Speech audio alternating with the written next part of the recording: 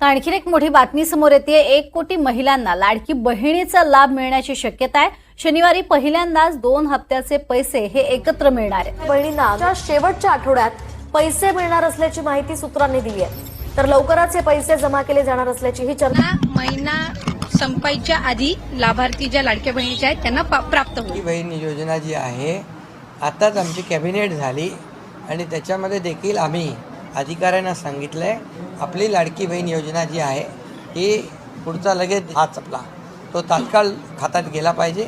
त्यामुळे आम्ही पूर्ण त्याचं तरतूद केलेली आहे। काही त्याच्यामध्ये अडचण नाही।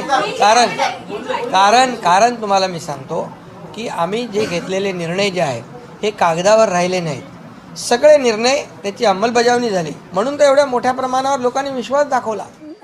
योजना जी आहे ती महायुतीच्या सरकारची अतिशय महत्त्वाकांक्षी योजना आहे आणि त्याचा हप्ता सुद्धा लवकरच सर्व माता भगिनींच्या लाडक्या बहिणींच्या खात्यामध्ये वितरित होणार आहे। खरं तर याची सुरुवात ई-केवायसीच्या प्रक्रियेची सुरुवात ही सप्टेंबर 2025 पासून झाली।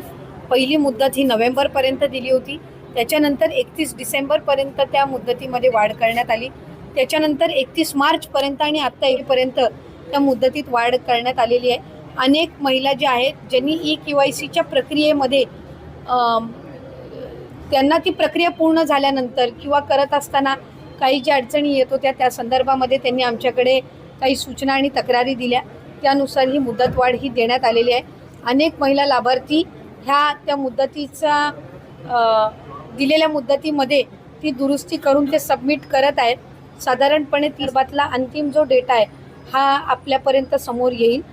आमची साधारणपणे ई-केवायसीची जी प्रक्रिया आहे ही राज्य शासनाच्या किंवा केंद्र शासनाच्या ज्या इतर डायरेक्ट ज्या लाभार्थीच्या म्हणजे डिरेक्ट बेनिफिशरी ट्रान्सफरच्या जेवढ्या स्कीम्स आहेत त्या सगळ्यांनाच ई-केवायसी